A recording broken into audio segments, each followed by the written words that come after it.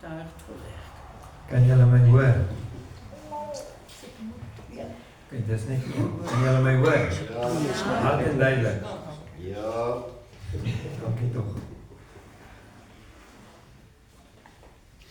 Hierdie woord van vanoggend, die verskillende geloofsbedelings. En dit toe ons nou hierdie woord nou, as ek nou daar gesit het, het ek nou regtig 'n klomp vraagtekens gehad. En ek weet nie waar ons op pad nie. Maar hierdie woord gaan 'n bietjie langer wees as normaal. Dis hoekom ek vir julle vra om 'n bietjie vas te hou. Hou vas vanmôre, want hierdie gaan 'n deurbraak woord wees in jou lewe. Nou, julle het seker al gehoor van die woord dispensation. En dan verstaan ons wat hierdie woord dispensation beteken. Nou in die King James kom ek dink 4 keer voor in die Nuwe Testament. En die Engelse verklaring is vir my redelik goed en dit het ek neergeskryf. A dispensation is a God-given responsibility or administration, either entrusted to a person or exposed in how God works with humanity during a certain time. Absorbeer julle dit? A period or system in which God deals with humanity in a certain way. There is a specific appointed season where everything is brought together in Christ, a divine plan in stewardness. Ek hou mos daarvan om by die begin te begin. Van julle weet nog. Kom ons begin by die begin. En nou, hoe interpreteer ek hierdie evangelie van genade? Waar begin ons? Want dis wat dit mos is. En Paulus het vir ons baie vertel daarvan in sy 13 boeke. In 2016 toe ons begin studeer het ek nou gesê, Here, goed en wel, en ek het hierdie Bybel, en waar begin ek? Waar begin jy te lees? Dan is ons op dieselfde bladsy, want jy vat baie keer die woord en jy sê, Here, waar begin ek? En dit is nie soos 'n storieboek wat jy in die begin lees, regdeur, en jy formuleer alles in Openbaring nie. Dit is nie so nie. Want van die Ou Testament na die Nuwe Testament is daar so gedeeltes wat gekoppel is met mekaar. En hoe pas ons hierdie goeders by mekaar? Want dis baie. En ek soek en vind is die Bybel val oop en sê, okay, Here, dis nou waar ek nou sorry, daai ding werk nie, want ek gaan meeste van die tyd in die middel ook val by psalms, so jy gaan by psalms vashak. So daai ding werk nie, so jy kan nie vir jouself, jy moet vir jouself iets, 'n formule uitwerk waarvolgens jy gaan werk. Maar as jy nie die goeders verstaan nie, hoe gaan jy dit dan doen? Hoe gaan ek hierdie Bybel lees en bestudeer? En toe sê ek vir myself, alright, ek is wedergebore en ek is gedoop, so ek is okay. Dis wat ons mos dink. Baie mense sê nee, ek is okay. Ja, en dan kom die vraagtekens by my op. So as ek na myself gekyk het daai tyd, dan sal ek baie vrae. Nou wanneer ek nou persoonlik na die Bybel toe gekyk het en begin lees het en so, verstaan ek baie goeders nie. En ek is nie een vir geskiedenis nie, nee. Regtig ek is nie. Ek hou van feite en om dit te prosesseer en dan te kyk na antwoorde. Want die manne het mos bokse, nee. Laie. Nie bokse nie, hulle het 'n laai. Okay, lucky smal vir my. Maar die empty laai moet nie heeltyd oop wees nie, Lakkie. Hy moet toe wees van tyd tot tyd dat 'n mens kan die goeders kan absorbeer. Nou, Susie bak die lekkerste beskuit. Nee. Ja. Dan het julle nie almal geproe nie. Regtig? Nou, wanneer sy die goed bak, het sy nou 'n mengsel en dan vorm sy sulke langwerpige eiervormige goedjies, net as ek reg, en dan pak sy dit nou so in mekaar in hierdie bak, sodat sy dan 'n baksel kan hê. Stem julle? Alraai. Nou reis die goeders en wat ook al. Nou kan ons dit vergelyk met die uiteensetting van die Bybel. Daar is verskillende komponente, ons het 66 boeke. Alraai. So nou, in hierdie 66 boeke kan jy nie 'n gedeelte van die baksel uithaal nie, want dan is dit nie 'n vol baksel nie. Julle stem? OK. So dis waar ons is, en ons kyk na die woord van God en sê, OK, nou ek verstaan dit. Die skakel en die koppeling in mekaar is te groot, maar hoe begin ek dit te verstaan? Het julle 'n Bybel saamgebring? Blaai verslank vir my na 2 Korintiërs 1 toe, asseblief. Nou, wat ek nou gedoen is, onthou nou net, ons praat nou van die Jode en die heidene. Wat was God se spesifieke plan in hierdie hele proses? Hy wil ons uit Satan se greep uithou. OK, ek praat nou spesifiek van die Jode en sy kinders. So hy wil ons uit Satan se bande losmaak deur heiligmaking. Maar wat is in al twee gevalle, wat is dit wat vir my en jou terughou? Die werking van sonde. Dit weerhou jou van jou verhouding teenoor God die Vader, wat dit ook al mag wees. OK, kom ons lees gou-gou. 2 Korintiërs 1, vers 13 en 14. Want ons skryf van julle niks anders as wat jy lees of ook verstaan nie. En ek hoop dat julle dit ook tot die einde toe sal verstaan. Wanneer is die einde? Vir ons, die hoop in die wegraping. Soos julle ook gedeeltelik van ons verstaan het, dat ons julle roem is, net so julle ook ons roem in die dag van die Here Jesus Christus. So hier sê die woord duidelik, you need to come to an understanding. Jy moet verstaan wat die woord sê.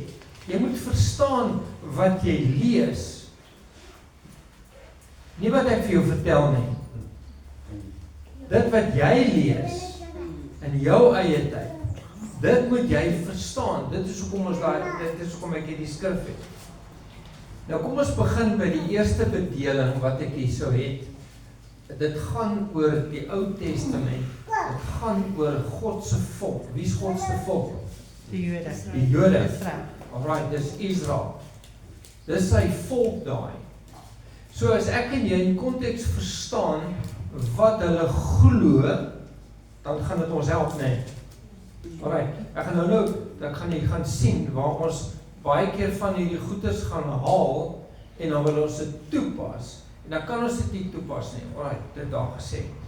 Waaruit bestaan die Joodse geloof? Die eerste 5 boeke. Dis die Torah. Dit is die wet van Moses. Dis die Torah.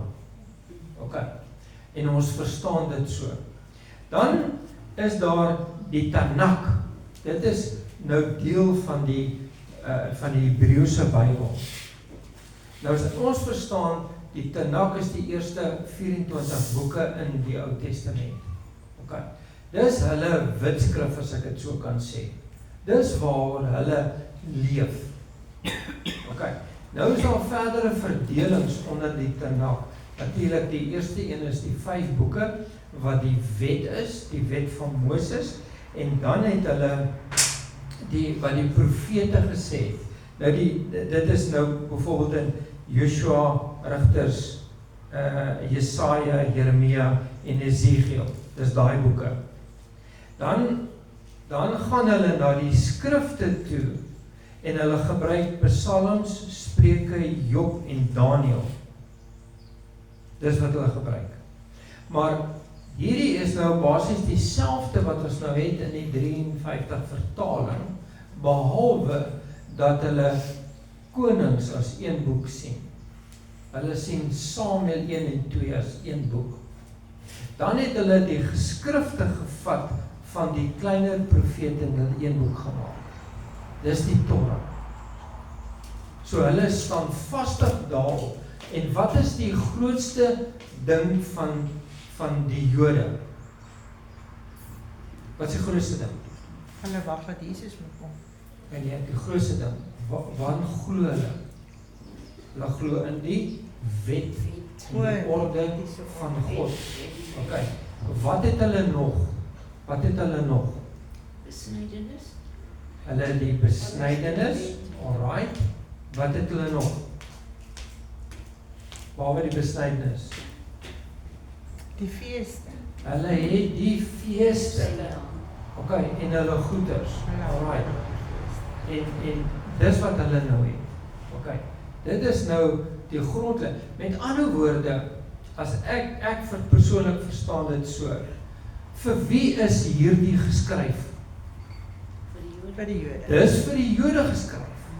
Okay? Nou, dis geskiedenis wat ek en jy kan koppel, maar daar's baie daarin wat ons gebruik as sy kinders as verwysings. Ons gaan dit nou sien waar dit vandaan kom. Alright.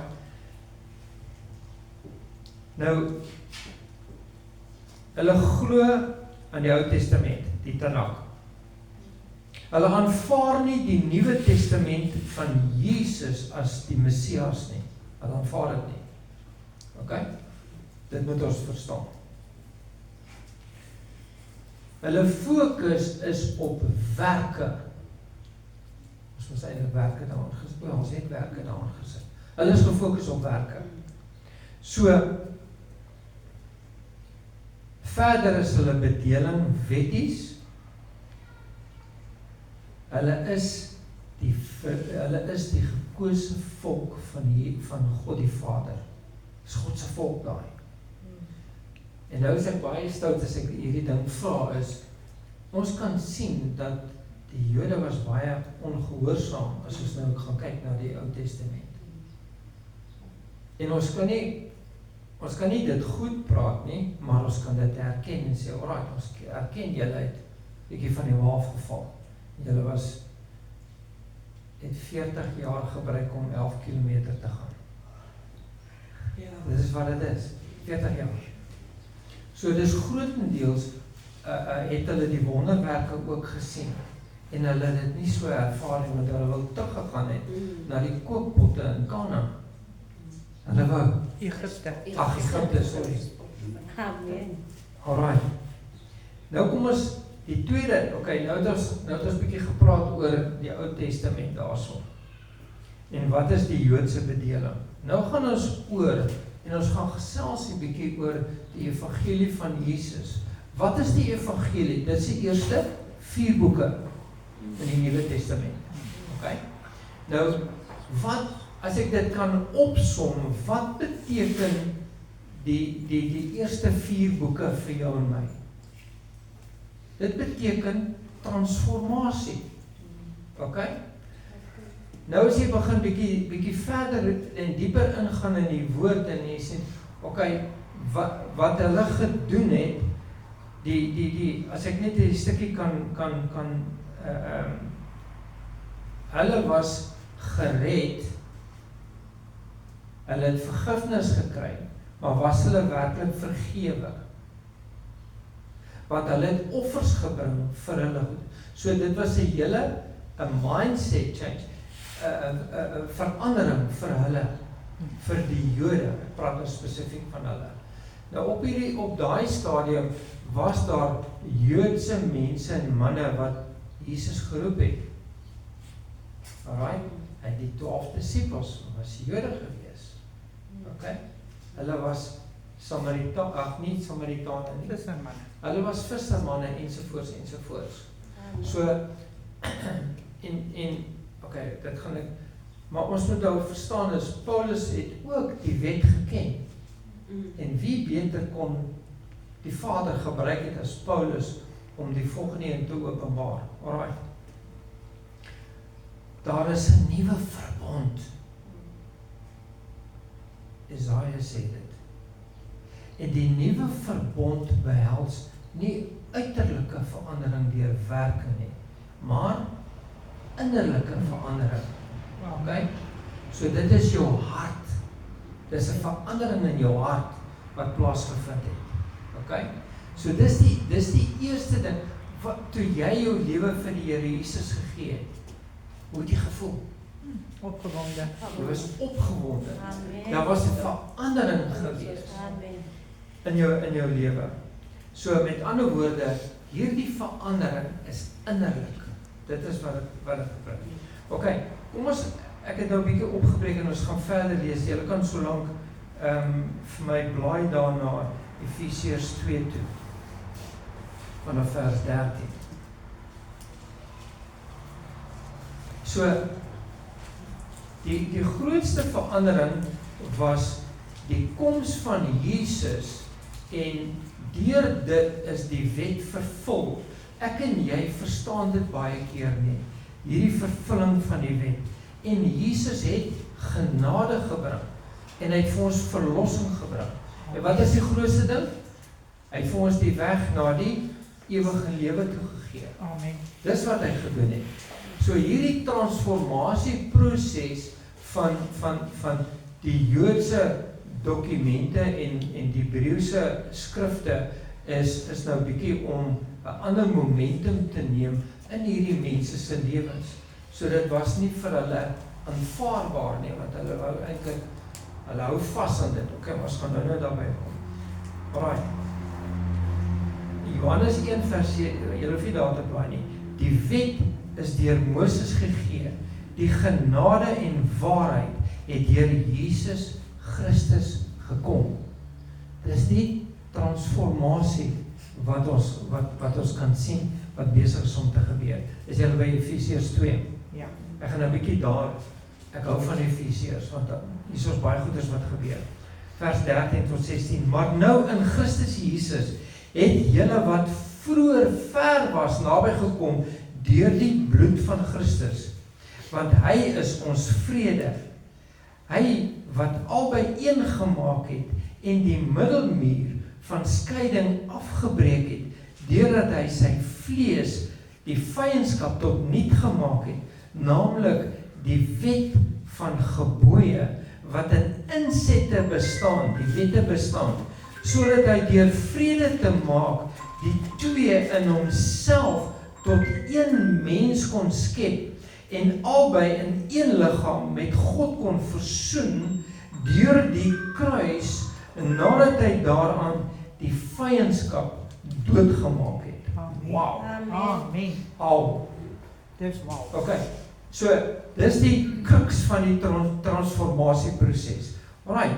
Nou Jesus is ook verbind aan die Jode. Okay. Dis hoekom ons nou hierdie stukkie gaan lees in Matteus 10, is julle daar. Kom ons lees dit saam.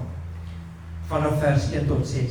En hy het sy 12 disippels na hom geroep en aan hulle mag gegee oor onreine geeste en hulle uit te dryf om elke siekte en elke kwaal te genees.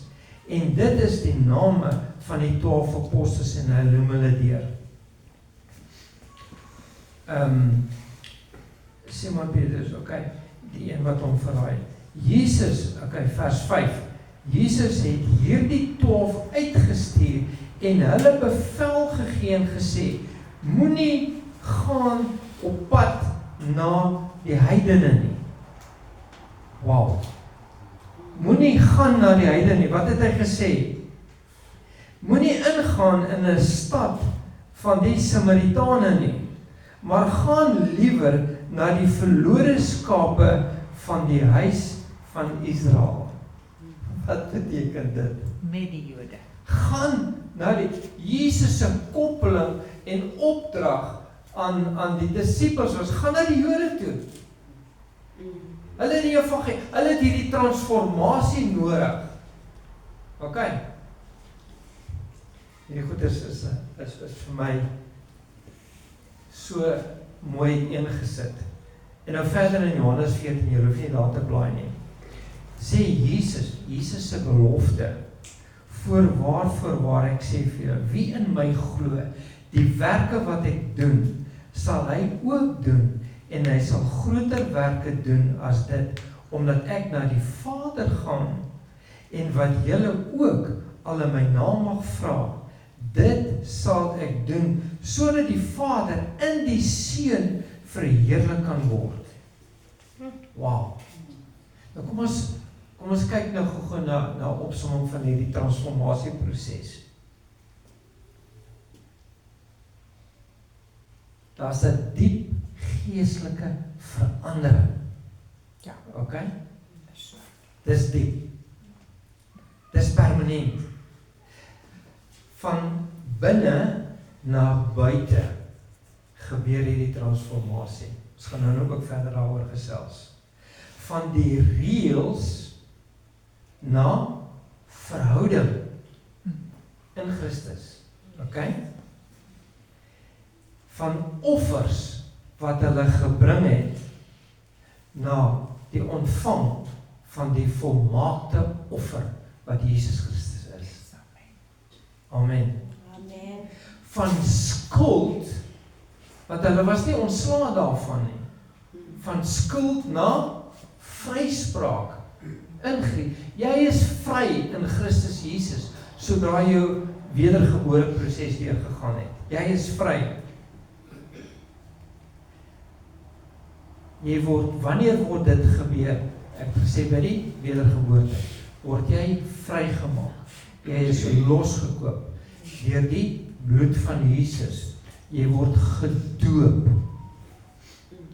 Jy sterf saam met Christus, en sodat jy saam met hom kan opstaan. OK? Dit is die innerlike verandering. Dit is die transformasieproses waardeur jy gaan.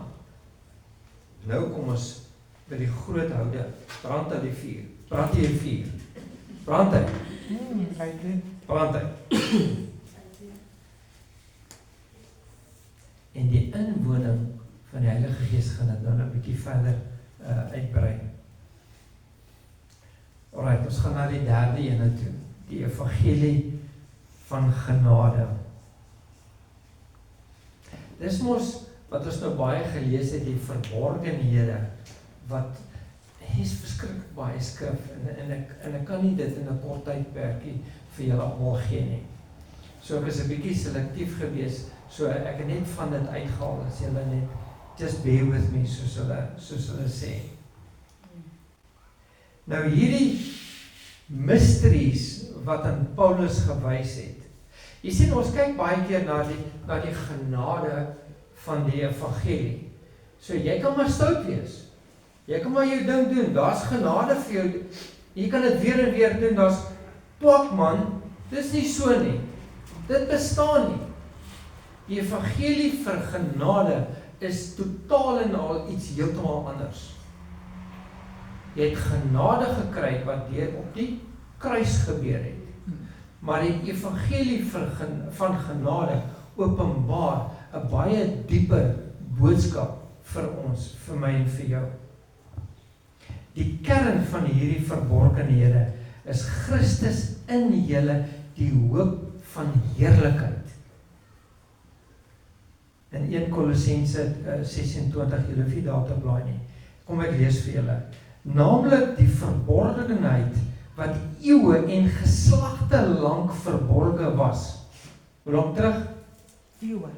Eeue. Okay? Was dit verborge? Aan wie? Aan die Jode. Dit was verborge aan hulle. En wat ons gesê, dit was 'n dispensasie vir nou. Wat is jou stewardship? Nou. So dit is nou verder, van die transformasie gaan ons nou verder aanbeweeg.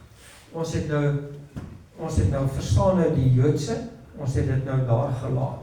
Ons is nou deur die evangelies. Okay, ons verstaan die transformasie wat plaasgevind het. Wat verborge is, maar nou geopenbaar is aan wie? Sy heiliges. Okay? Aan wie God wou bekend maak wat die rykdom is van die heerlikheid van hierdie verborgenheid onder die heidene. Dis ons. Wie is die heidene? Ons was. Dis ons, dit was ons, want ons is nou kinders. Ons is nou sy kinders. Okay. So, dit is Christus in julle, die hoop van die heerlikheid. Jode, heidene is een in Christus. Amen. Okay. Ek wil nou stout wees. En nou sê wat die kleerlinge sê is, kop julle dit! Ek mag maar net. Dankie tog. Blaai net so 'n bietjie, julle is by Efesiërs, né? Ja. Okay. Blaai net gou vir my 'n bietjie om na Efesiërs 3 toe, asseblief.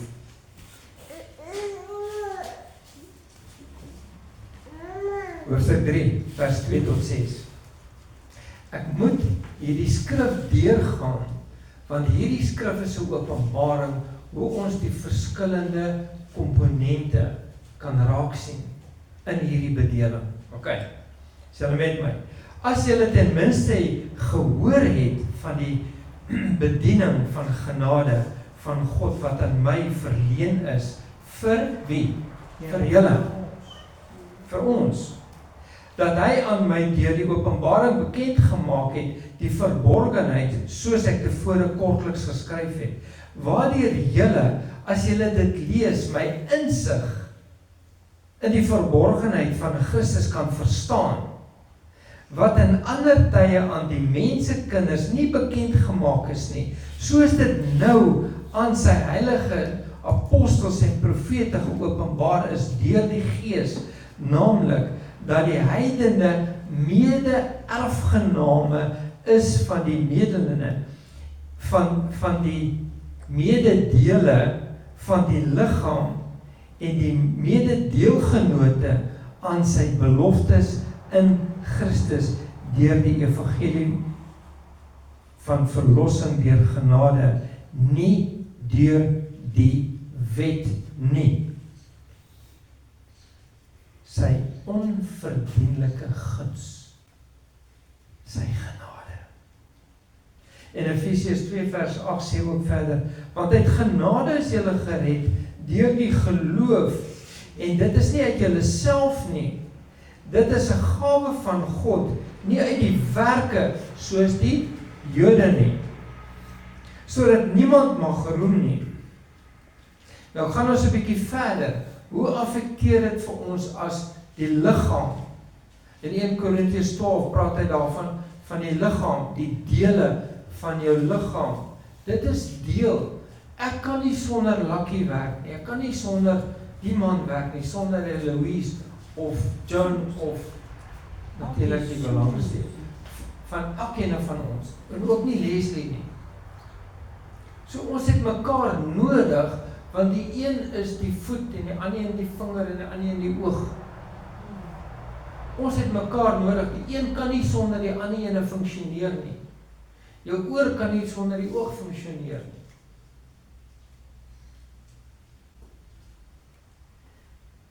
Wat 'n ander verandering het Paulus ingebring in hierdie dispensasie van die evangelie van genade? Wat het hy ingebring? Die wegraping. Hy het dit direk aangespreek, die wegraping wat ons hoop is. En ek wil net kortlik lees in 1 Korintiërs 15 vers 51. Kyk, ek deel julle in verborgenheid mee. Ons sal wel nie almal ontslaap nie, maar ons sal almal verander word. Amen. Okay, ons lees dit verder in Tessalonisense. Ok, wat is die doel van hierdie evangelie van genade? Om die verborgenhede te openbaar. Wat is die eerste ding wat ek en jy, wat ek persoonlik ervaar? Dis die blootstelling van die Christus in jou. Ok? Amen. So die Christus in jou en jy is gedoop met die Heilige Gees. So daai is jou innerlike verandering wat ons nie net verstaan nie, maar daar's 'n doenproses. Yep. Waarna toe lei dit? Dit lei ons na die ewige lewe. Sonder dit, dis die sleutelpunt vir jou en vir my. Is die gawes van die Heilige Gees. Is julle met my? Amen. Ok, dis baie min, maar ek sal dit vat. Ok, ek is naby klaar. Ek het nou baie interessante, in julle notas het ek 'n baie interessante vergelyking gedoen. En ons kyk na 'n paar verskille van die Joodse bediening en ook van die Christelike bediening. Nou, die Christelike bediening is spesifiek vir my. Want jy is 'n Christen as jy deur wedergeboorte, deur doop, deur vervulling met die Heilige Gees. Ek gee nie om wat enigiemand sê nie, maar dis wat die woord vir my sê. Want in Handelinge 11, vers 26 sê, toe hulle, wie is hulle? Die Jode en die heidene, het die disippels gesien, toe noem hulle vir die eerste keer Christene. Wat was die karakter van die disippels? Wat hulle gedoen? Hulle het Christus verkondig. Hulle het die weg gevolg, hulle het Christus verkondig, hulle het duiwels uitgedryf, hulle het die mense gedoop, hulle het siekes gesond gemaak. So dit is die kruks van Christendom. Dis wat dit is. Ok. Nou, daar is 'n ooreenstemming van die twee. Ok. Van die Jode en ook van die Christene. Ok. Daar is 'n ooreenstemming. Wat is hulle? Dis die deel van sonde. Ok. Dit is nou op verskillende maniere, maar dit was die deel van sonde. Die beginsels van heiligmaking is by al twee teenwoordig. Ok? Dan, die laaste ene is, dit is alles God se koninkryk. So moenie die twee nou vermeng nie. Ok, verstaan ons dit? Ons kop dit, né? Ok, dis met my. Kyk, kom ons kyk na 'n paar puntjies hierso. Die kommissie van die Jode verskil van ons. Ok, en ek het nou net Nuwe Testamentiese skrif wat ek hier gegee het. So ons het nou net daai skrif van Matteus gelees, waar Jesus die direkte koppeling, hy sê, dat hulle na die Jode moet gaan. Ok? Dis die koppeling, so dit is hulle missie wat hulle gaan doen. Hulle gaan na die Jode toe. Wat is ons missie? In Markus 16, wat sê hy? Hy sê, gaan na die hele wêreld, gaan maak disippels, doop hulle, leer hulle. Ok, dis die verskil in die missies. Ok, ons gaan nou 'n bietjie verder daarop aangaan. Ok, die geestelike doop, het hulle 'n geestelike doop? Nee, hulle het nie 'n geestelike doop nie. Maar ons het 'n geestelike doop. Ok, en dit is wat ek nou nog gesê het, jou geestelike doop is jou kruks van jou verhouding met God die Vader. Dis waarom, ok, ek gaan dit nie nou sê nie, maar net so 'n bietjie. En net my vonde. Dis jou sleutel. En dit kry jy in 1 Korintiërs 12 en in Handelinge 2 as jy dit wil verwys. Daai sleutel, dit is die olie in jou lampie wat moet vol wees ten alle tye. Dis hoekom hierdie so belangrik is, die evangelie van genade, want die openbaring, dis 'n stap verder, dis 'n stap nader, wat ek en jy onsself moet voorberei. Verstaan ons dit? Ja. Nou verstaan ons dit, want die woord is in ons geopenbaar. Kyk, ons gaan verder. Die verskille in wonderwerke. Hulle het die wonderwerke van God het hulle gesien en hulle het ervaar. Het hulle wonderwerke ervaar? Nee. Hulle het nie die wonderwerke ervaar nie. Ons ervaar die wonderwerke as sy kinders. Want Jesus het dit aan ons geopenbaar. En dit is, daar's net een naam. En ek gaan nie daai skrif verwys nie. Maar daar's net een naam wat duiwels uitdryf. Daar's net een naam wat genees. Dis die naam van Jesus. So ek en jy verstaan dit. Okay. Dit is die verskil. En hy sê Matteus, ek weet nie of iemand gou daar wil blaai nie. Matteus 21 vers 22. Bernard, lees dit gou vir my. 21 vers? 22. Lees dit hard. Ja, jy ook. En alles wat julle in die gebed vra, sal julle ontvang as julle glo. Okay, dit was nou basies vir die Jode. Alles wat jy vra, sal jy ontvang. Okay? Nou gaan jy 'n stap verder en jy sê, nou sê hy in Johannes 14 vers 12 en 13, wat julle in my naam vra. Okay? So, dit was nie daar nie. Dit was nou genoem vir die heidene. Okay? Wat nou deur die evangelie van Christus is. Okay? Is julle met my? Amen. Daai gebed wat ons dan doen. Ons vra baie keer. Kry jy dit? Kry jy dit wat jy vra? Jy kry dit nie. Okay? Wie bid en hy kry wat hy vra?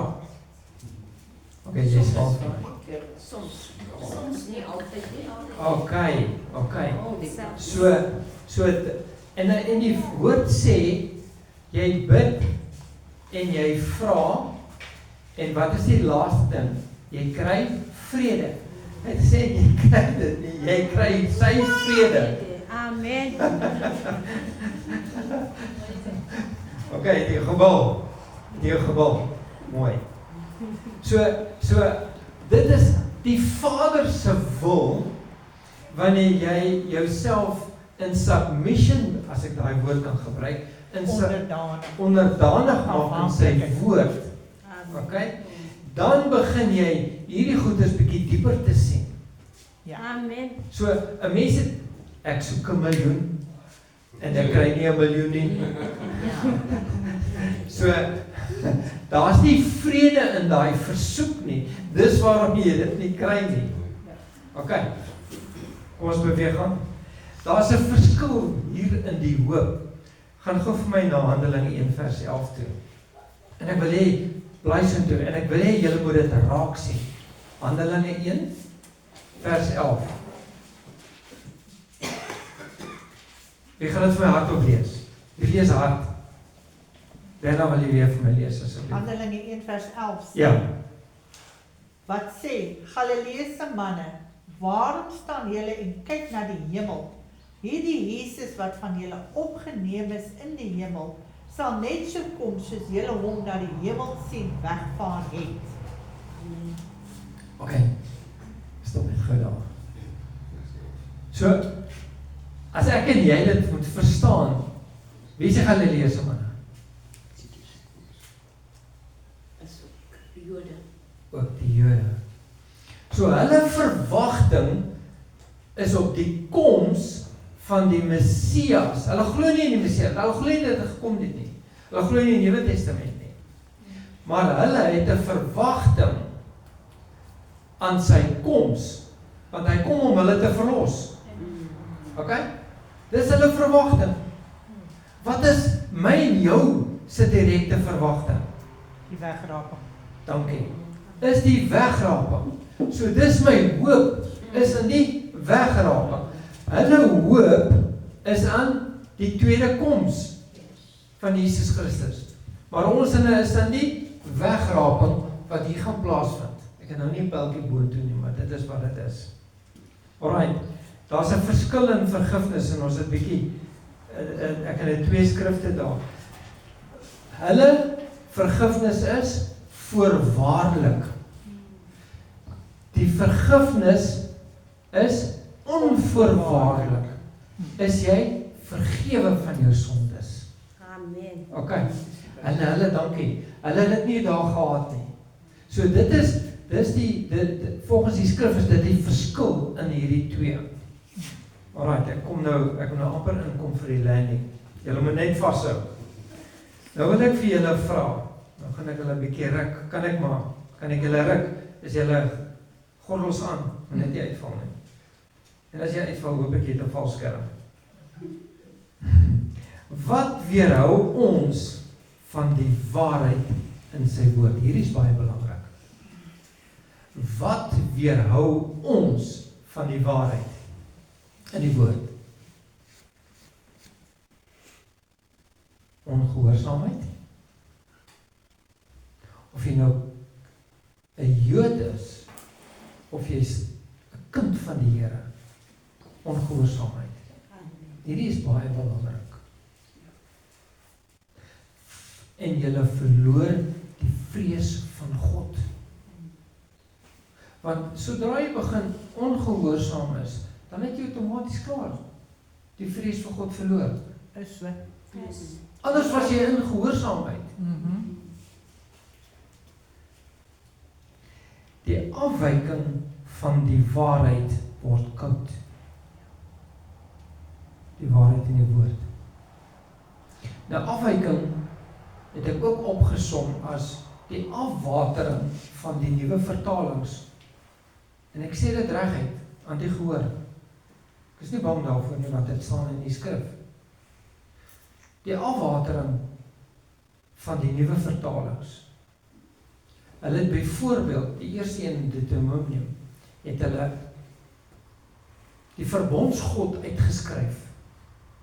Hoe kan jy die Vader, Seun en Heilige Gees uithaal en net Heer en Meester daarin sit? Want Heer en Meester is paslik vir baie ander gelowe. Dis nie paslik vir ons nie.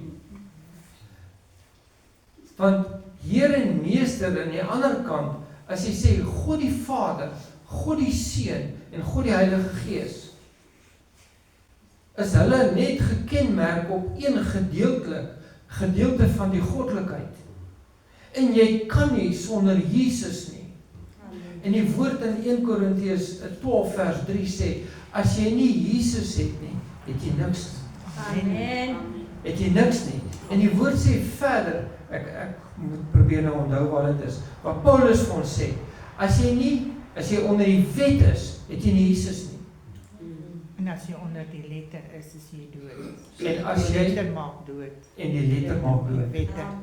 Okay, so die wettiese maak dood. Okay, so ons verstaan dit. Dan begin met al hierdie afwatering, begin formuleer die mense hulle eie ideologie. Is so. Hulle eie dogma. En dis waar die ander gelowe ontstaan het. Ek het nie een keer verwys, of daar's nie een skrif wat verwys na enige ander geloof nie. Daar word net verwys na die kinders van God toe. So, as jy 'n ander geloof is, dan moet jy bietjie gaan kyk daarna. Regtig, jy moet gaan kyk daarna. En hierdie is op die media, so ek is nie bang daarvoor nie. Want ek gaan terug na, wat sê die woord van God? Amen. So ek kan nou vir jou 'n klomp name noem, wat sê, die mense, kan ek nie sien, wat hulle geloofsbelydenis, volgens die woord is nie. Volgens sy kinders is nie. Ek kan nie dit sien nie. Ok. So. Nou wil ek afsluit en sê, ok, nou is ek by die laaste die verdrukking. En ek het die skrifte daar gegee. wat ek kortliks is in Matteus 24:21, wat hulle praat van die 7 jaar verdrukking. En daai gedeelte in Matteus 24 is meerendeels omgeskryf vir die tweede koms. Ok, dit het niks te doen met die wegraping nie. Die wegraping gebeur voor die tyd. Met ander woorde, wanneer die wegraping plaasvind, wat gaan weg? Die kerk. Wie is die kerk? Ons. Ek en jy. Die Heilige So, Gees. jy het die Heilige Gees in jou, so dan gaan die Heilige Gees wees nie, dan gaan 'n hel op aarde wees, dit is wat dit is. En ek daar's te veel skrif om deur alles te gaan, maar as ek en jy dit verstaan, die 7 jaar is ook in 2 dele verdeel, deur die merk ensovoorts ensovoorts. Amen. En dit is van Openbaring 6 af, word dit vir ons bietjie, tot ek dink Openbaring 16, 17, word hierdie 7 jaar, word dit omskryf. Ok. Ons gaan later in die lerings daarby uitkom. Dan kyk ons na, wat gebeur in die einde van die 7 jaar? Wat gebeur? Ons gaan op die aarde heers. Ons gaan op die aarde heers. Vir 1000 jaar. Ons kan nie afkom as ons nou opgegaan het nie. Jy verstaan wat ek sê. So dan kom ons af en ons heers vir 1000 jaar saam met Christus. Maar dan word Satan gesluit, gebind. En na daai tydperk, 1000 jaar, word hy vir 'n kort tydjie losgemaak. Ok. En dan kom die groot wit oordeel. Ok. Dit is wat daar gebeur. Ek vertrou dat julle dit verstaan. Bly vir my weer terug Efesiërs 2 toe.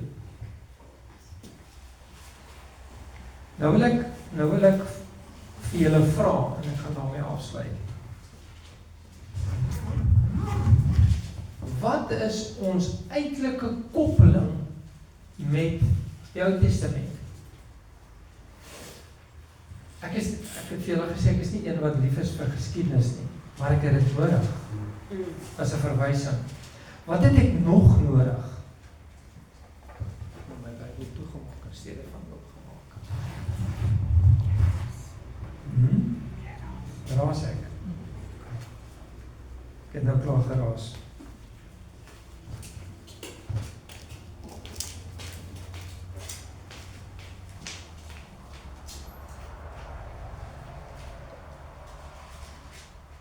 Julle by Efesiërs 2. Ja. Galasiërs, Efesiërs.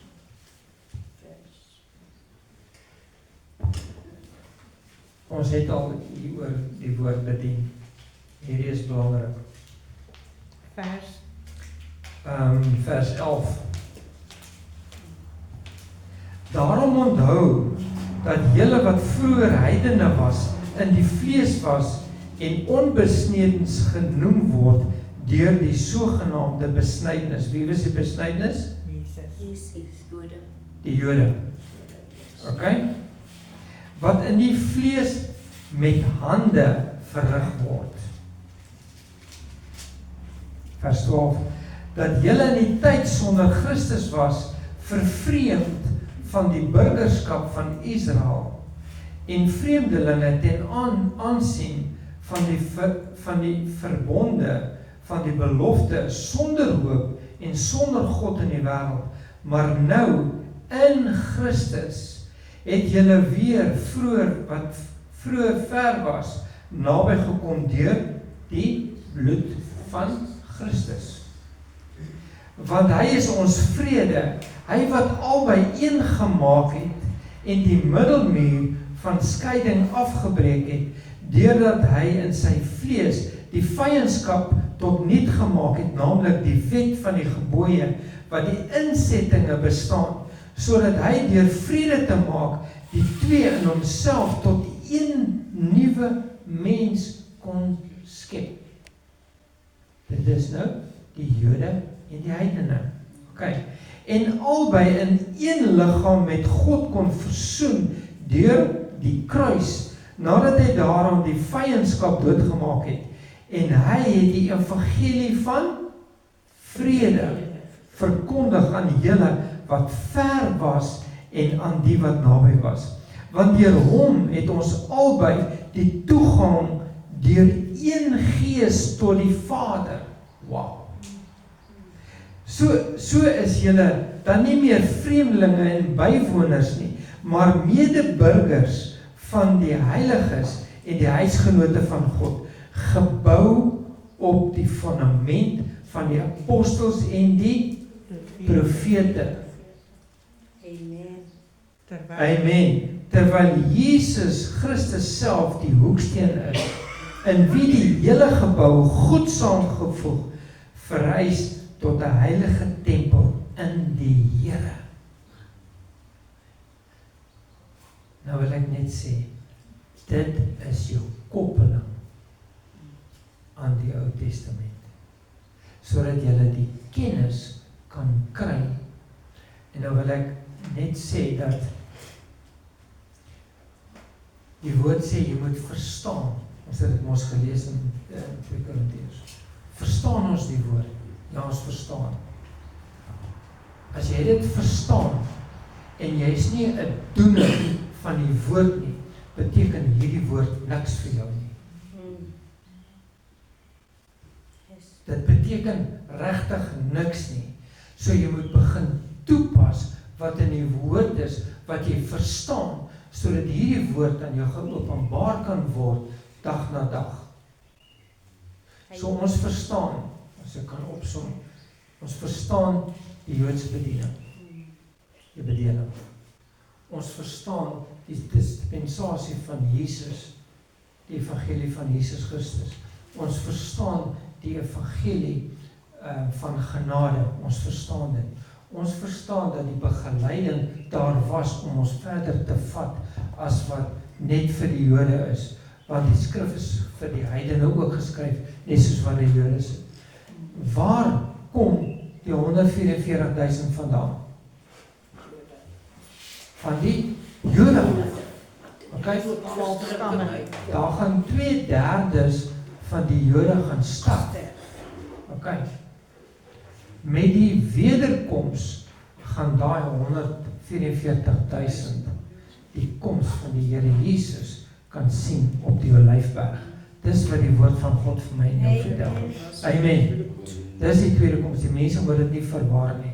Okay, dan weet ons het nou gepraat van die wegraping, ons gepraat van die 7 jaar verdrukking en ons het gepraat van die 1000 jaar. Amen. Dankie Here. So as jy kom afsit. Kom ons bid saam.